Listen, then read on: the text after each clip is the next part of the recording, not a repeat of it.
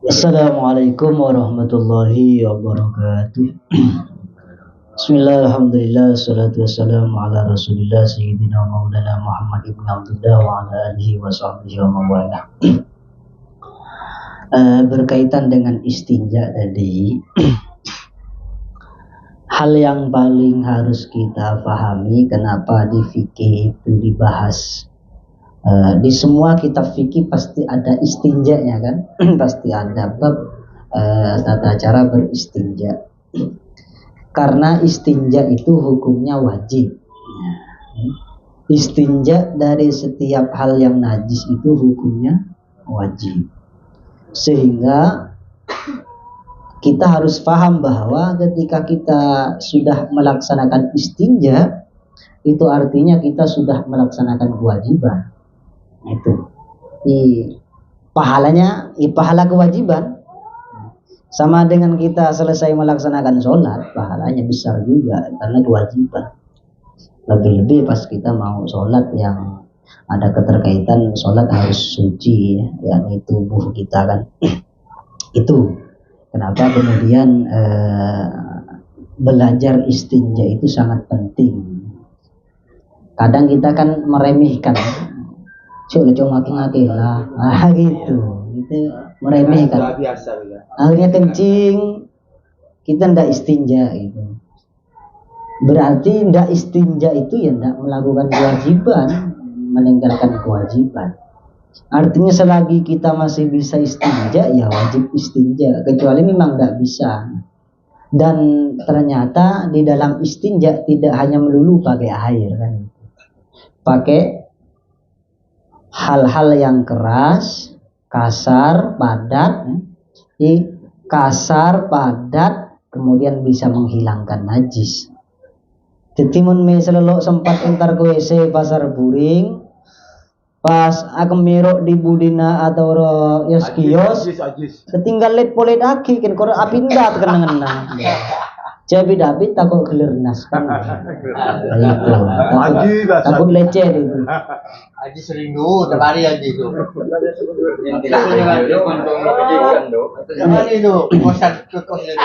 Cuma kalau misalnya tempatnya di situ-situ ya ndak bisa, karena misalnya sekarang kencing di situ, istinja di situ, dipoles-poleskan situ. Ya besok pindah tempat. Seles poles lagi yuk, pindah tempat, karena ini sudah dipakai nih. Terus berarti besok Anda kencing meja jis pindah itu. Kan masih bisa, artinya tidak ada alasan untuk tidak istinja, itu, gampang lah itu. Jadi besok-besok jangan masuk ke GTAG, maksudnya gitu. Lagi jis, pindah ke Yudi. Udah mau Yudi, bagus. Satu masih mau bentar banget. Pangkong gue pakai kali itu berkaitan dengan istinja ya. Artinya betapa pentingnya istinja.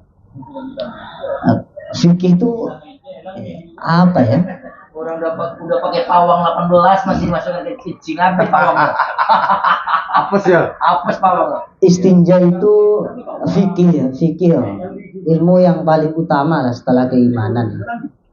Artinya kalau kita sudah bertauhid, syahadat ya, maka ilmu pertama kali yang harus kita pelajari ya fikih.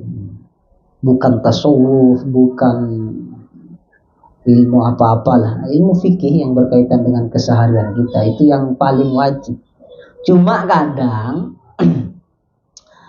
promosinya fikih ini kurang keren daripada promosi yang lain. Kalau yang lain kajian tafsir, kan gitu keren. Al-Quran itu yang dikaji, kajian hadis. Nah, kajian fikih itu kayak bagi orang kayak kurang keren itu. Entah kenapa lah ya. Padahal itu yang paling penting. Orang tidak bisa mengkaji Quran hadis kalau tidak tahu fikih itu. Bohong itu pasti bohong itu. Wallahi itu bohong itu. Kalau ada orang kok tidak tahu fikih sama sekali langsung belajar tafsir hadis, pasti asal-asalan itu. Ibadahnya asal-asalan, tidak beraturan pasti. Tak pakai dasar. Harus pakai dasar. Mau cari istinja pakai batu di Quran, susah dia cari itu. Mau kapan sampai ketemu? Mau cari rukun sholat di Quran? Mau cari perintah baca Fatihah di Quran? Nggak akan ketemu di situ. Di Quran cuma faqra'u ma tayassara minal Quran gitu. Padahal ulama ya sepakat kalau rukun sholat diantaranya ya Quran, Fatihah kan gitu. Kemudian salam yang terakhir. Kita cari di Al-Quran rukun sholat yang terakhir yakni salam. Sampai kiamat tidak akan ketemu. Mana dia mau cari? Cuma Vicky ini kalah itu apa iklannya ini kurang keren ya. Itu keren-keren memang itu. Kajian tasawuf, apalagi kajian mantek, kajian ini.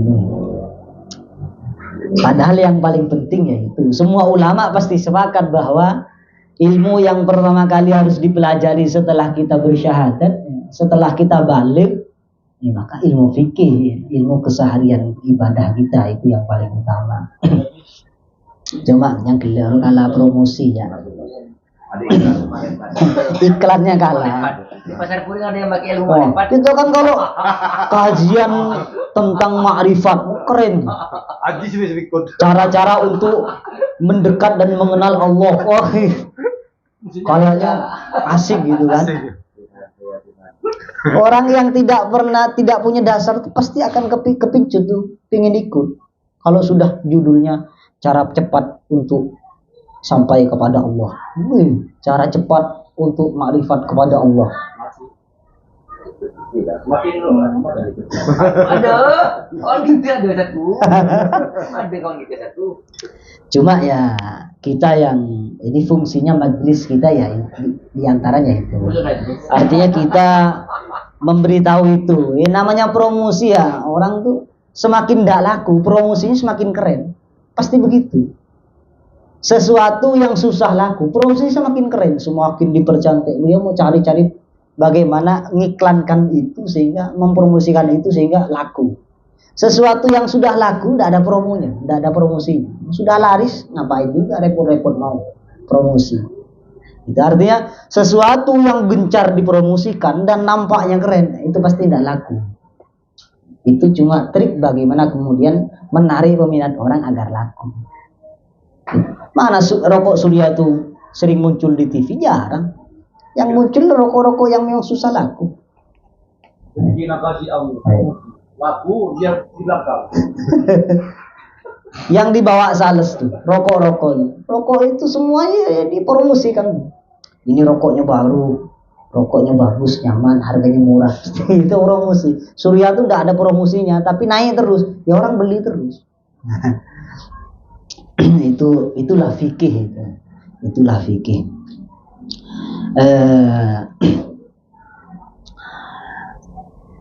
Ya kita kembali ke apa mau pesan-pesan dari para ulama. Nabi pernah bersabda begini, khoslatani la syai'a afdalu minhuma al-imanu billahi wan naf'u lil muslimin.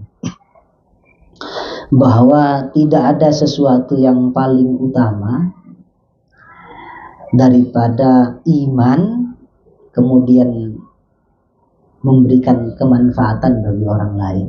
Nah, ini dua hal ini luar biasa. Pertama iman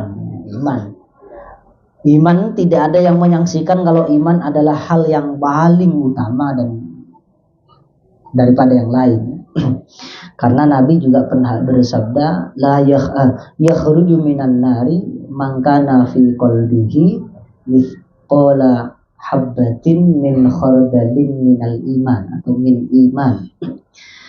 Siapapun yang dalam hatinya masih ada sebiji sawi keimanan, dia akan pasti dikeluarkan dari api nerakanya Allah Subhanahu wa taala. Iman, yang penting iman.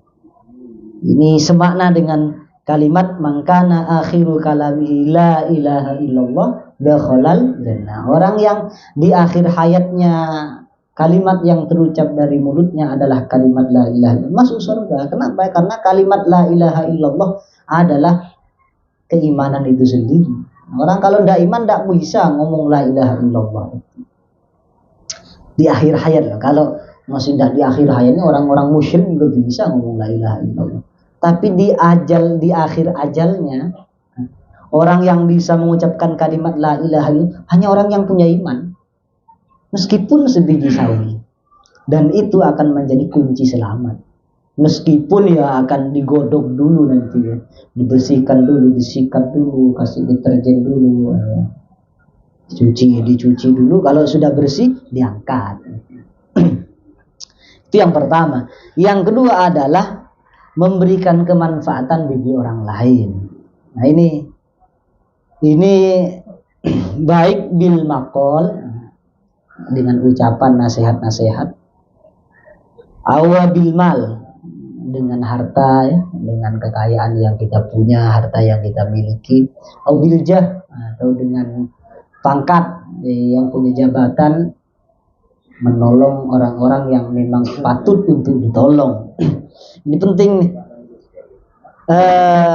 Terutama ya orang-orang yang punya ilmu harus kemudian terus selalu memberikan kemanfaatan kepada orang lain dengan menyebarkan ilmunya, menyebarkan nasihat-nasihatnya. Itu penting. Karena yang gudangnya nasihat ini tentu orang-orang yang punya ilmu, yang punya nasihat, lebih-lebih nasihat tentang akhirat kan begitu ya.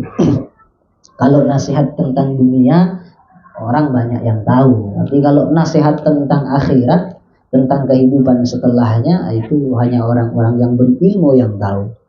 Artinya kayak kita yang dikaruniai pengetahuan meskipun sedikit ya harus selalu bersabar terus menerus menyampaikan nasihat, menyampaikan ilmu kepada siapapun yang membutuhkan.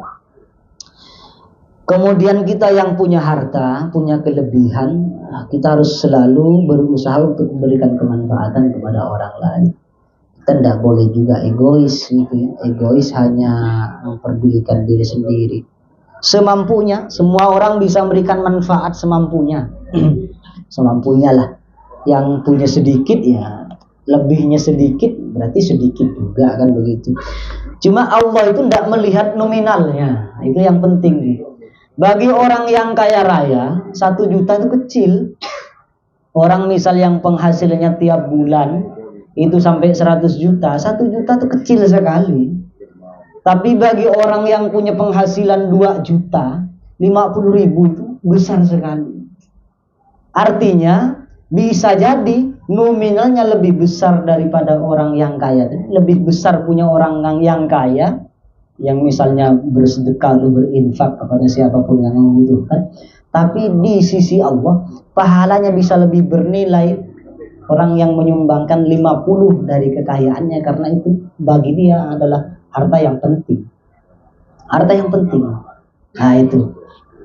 Jadi kita ini kan kadang begini, saya mau sedekah, mau berinfak ketika nanti sudah banyak rezeki. Kalau begitu kita tidak akan pernah berinfak sampai kapanpun. Itu artinya punya 2.000 ya 2.000. Itu harus dibiasakan. Punya 5.000, ada kelebihan 5.000, kemudian kita jumpa dengan orang yang minta sumbangan di jalan, kita harus kemudian ringan tangan untuk memberi.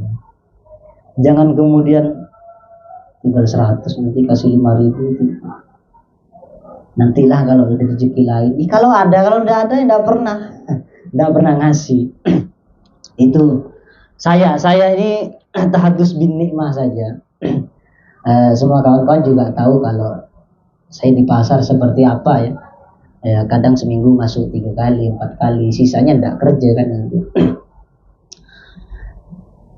Tapi ngerokok ya sama lah, tetap ngerokok sama-sama dengan kawan-kawan yang jadi bos, yang tak jadi bos, sama lah. Rokoknya juga lumayan sama juga sih, Surya juga ada yang harganya hampir mirip-mirip lah. Saya ini entah tahu kenapa ya. Kalau kemudian jalan itu ada, biasa kan ada orang buat masjid di pinggir jalan minta sumbangan. Saya biasakan latih, meskipun misalnya saya bawa uang tuh sisa 12.000, 7.000. Kalau sisa 7.000 saya kasih semua.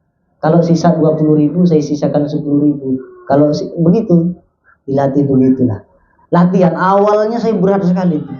Mikir keperluan nih banyak ini, mikir anak, mikir istri. Karena duitnya cuma bawa 50.000 misalnya. Di rumah nggak ada lagi atau sisa 100 gitu kan. Saya bawa pergi 50, di rumah sisa 50. Awalnya berat sekali. Cuma karena dorongan istri juga, istri sering pesan kalau saya jalan nanti jangan lupa kalau ada biasa kalau di kampung tuh apa ya? Kota amal atau biasa orang pakai mic tuh ada sumbangan, ada amal-amal kata istri saya itu nanti kasih disisihkan. Itu awalnya berat sekali ya, karena sudah dibiasakan meskipun kita punya sedikit tapi hati ini rasanya tidak berat untuk nyimpan di situ. Itu perlu dibiasakan. Orang yang kaya tidak bisa seperti itu kalau tidak biasa, tapi orang yang penghasilannya pas-pasan itu juga gampang begitu itu kalau sudah terbiasa.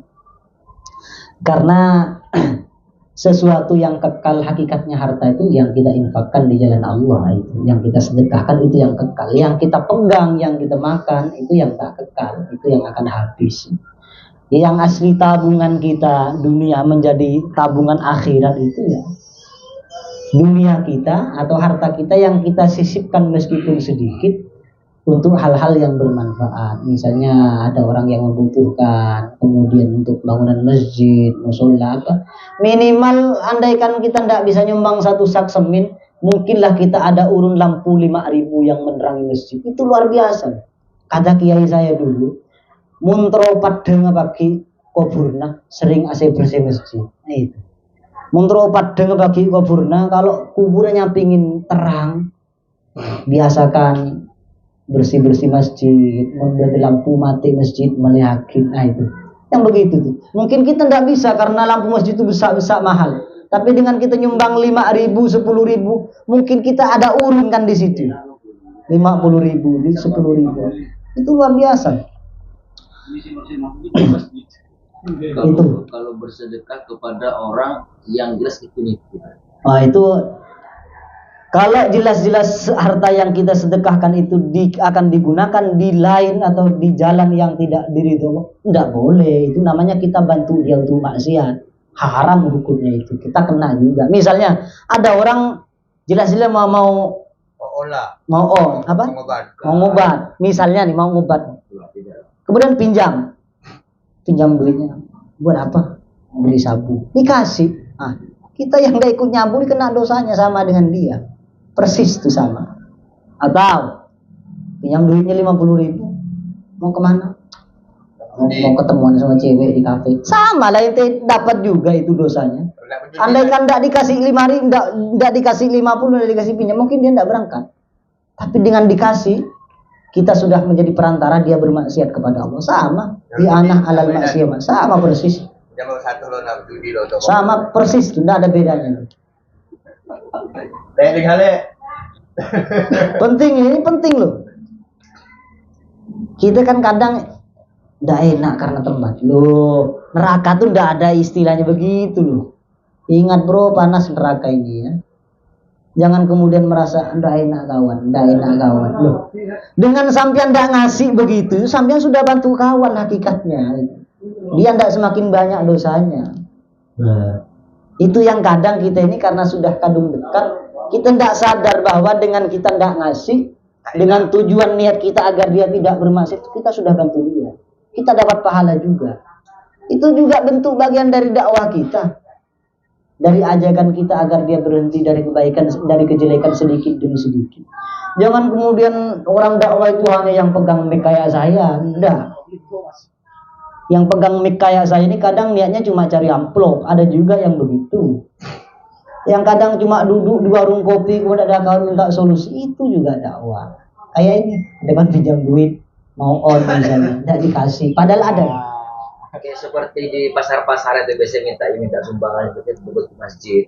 Itu karena saya pernah ngumpul dengan orang itu, pernah ngekos sama orang itu, ternyata hanya tipu, hanya untuk memperkaya diri. Sebenarnya ya. Kalau yang di pasar itu, yang biasa orang bawa untuk panti asuhan apa gitu, rata-rata orang pasar tahu lah itu, ya kan? Rata-rata orang pasar tahu. Kalau kita hukumi orangnya, minta-minta padahal dia mampu, sehat, ya.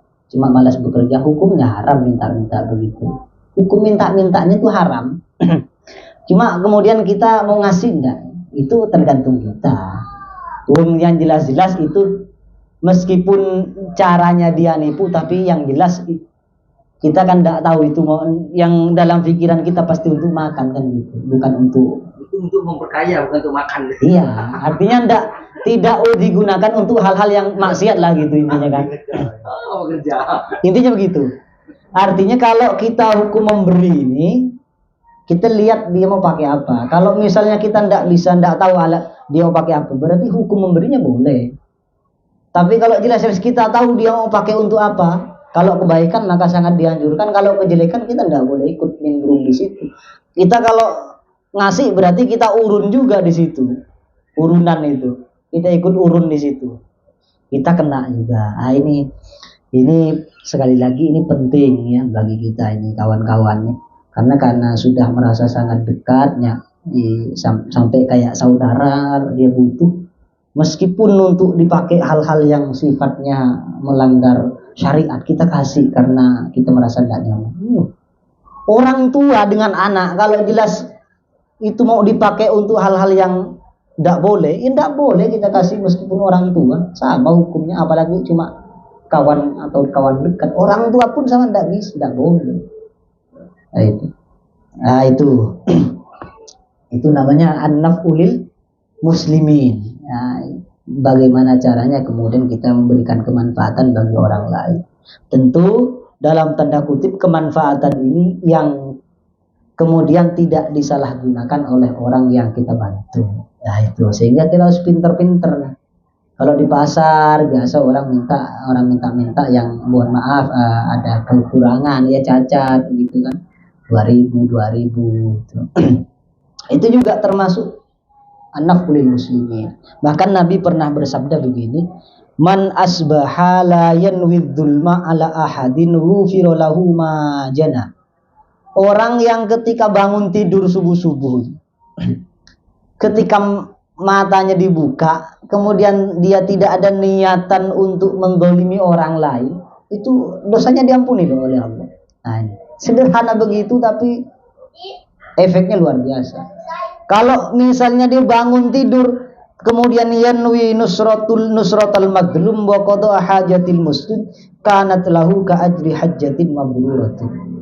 Kalau pagi-pagi kita buka mata, kemudian kita dalam hati kita, nanti kalau ada orang yang terdolim mau saya bantu, kalau ada orang yang membutuhkan saya bantu.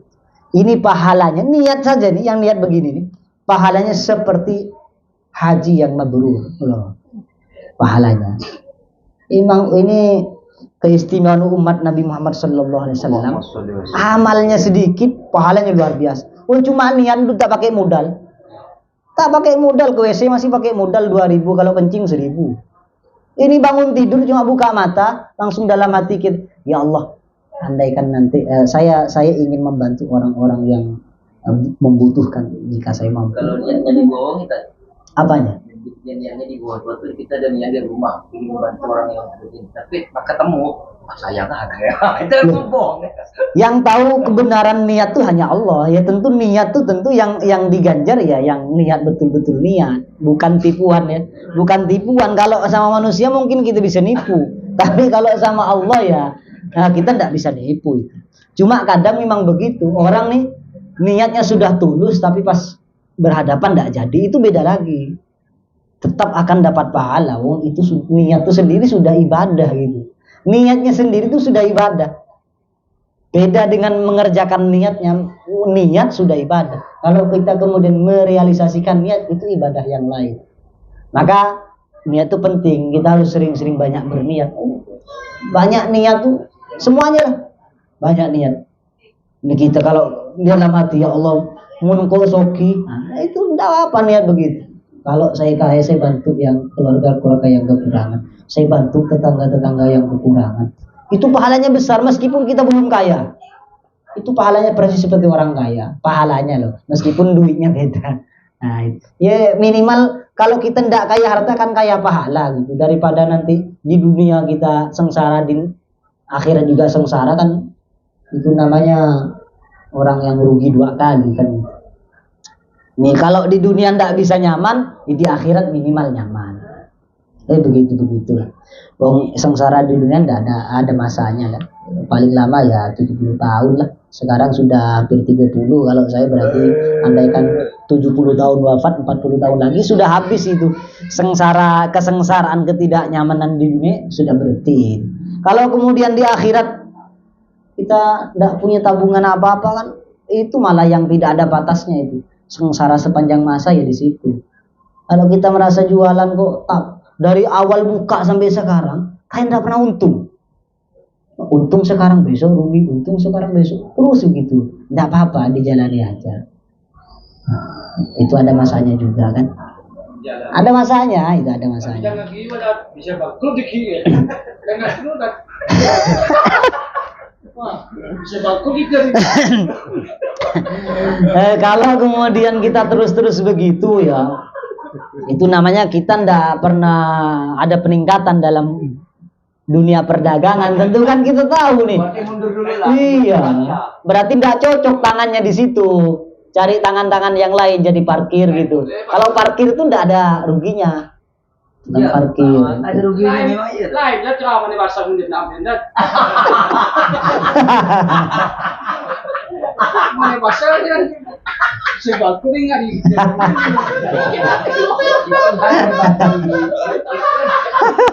Mana sih jalan nih? Hati pribadi. Ini kan hukum. Awaikan dulu kan sama kan. Awaikan dulu banyak anak laku mas. Pikiran dulu lain. Iya, itu khusus bos-bos ya. Kalau yang anak buah nih kan enak ya itu. Tak ada ikan, tinggal ngopi-ngopi di rumah gitu, Pak. Gitu. Enaknya kita jadi anak buah itu ya. Kita tidak punya kepikiran yang sampai kayak bos-bos ini pusing. Ini pusing kan? Padahal kata Gus Dur tuh yang tidak bisa dibeli dengan dunia cuma dua. Satu nyaman tidur. Kita masih nyaman tidur dah. Orang kaya kadang tidak bisa tidur. Sumpah itu. Orang yang tidak bisa tidur kadang sampai berobat kemana-mana. Iya, karena sampai mau beli pil bisa tidur. Jangan dikira orang bisa tidur nyenyak itu bukan nikmat yang luar biasa. Kemudian tertawa. Orang mungkin bisa gelek lah, syukurlah. Banyak yang tak bisa gelek lah. Nah. Itu kan makanya orang ya gelek tuh. Cukup kau jatah baju sampai paling mungkin bisa kang ngelakak kopi yang nyaman lagi no kopi juga. Pak ini gresel ada ya. Iya, begitu. Artinya kan, padahal umumnya orang ini kan susah semua. Cukup tak baju sampai kan Pak Are misalnya Bang Jen sampai 5 hari kan? Andai kan gitu loh. Kan ini jelas rugi kan. Umumnya yang andaikan bukan karena Allah. Umum orang gini ini kan pasti nggak bisa senyum. Apa yang kemudian mau dia buat senyum? Kalau kemudian nggak karena itu tertawa itu juga nikmat itu. Kita kan tidak bayangkan itu. Kita yang bayangkannya kalau hasil besar baru nikmat. Kayak beliau nih, merokok di segini ya nikmat ini. Ke atas. Padahal sotongnya tak laku sama sekali. Tapi kan bisa nyaman. Kenyamanan nih. Kita mau kaya ini kan karena cari kenyamanan hidup. Iya. Gini lah. Tak laku tahu. Si nyaman merokok Bang Agung. Surya, iya. LA masih kerasa LA, yang Sampurna masih kerasa Sampurna gitu. Nah, udahku boleh mengajukan buatku sehingga jangan.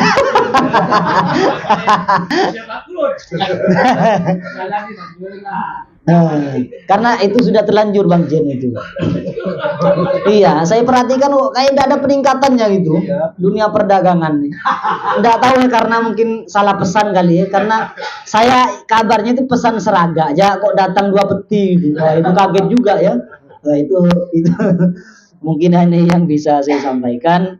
Yang perlu kita ingat, yang tidak bisa dibeli cuma 2. Yang lain bisa dibeli. Bisa tidur nyaman, nyenyak. Yang kedua bisa tertawa. Itu kurang lebihnya saya mohon maaf. Kalau ada pertanyaan, mari kalau ada yang mau dipertanyakan boleh kita buka pertanyaan. Kalau misal tidak ada kita tutup. Ada apa? Tidak ada? Ada kan kencing di kios.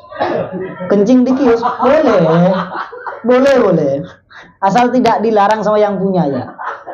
Kalau yang punya ngelarang nggak boleh loh. Darurat. Dan kawan-kawan kalau kencing kan pakai plastik ya.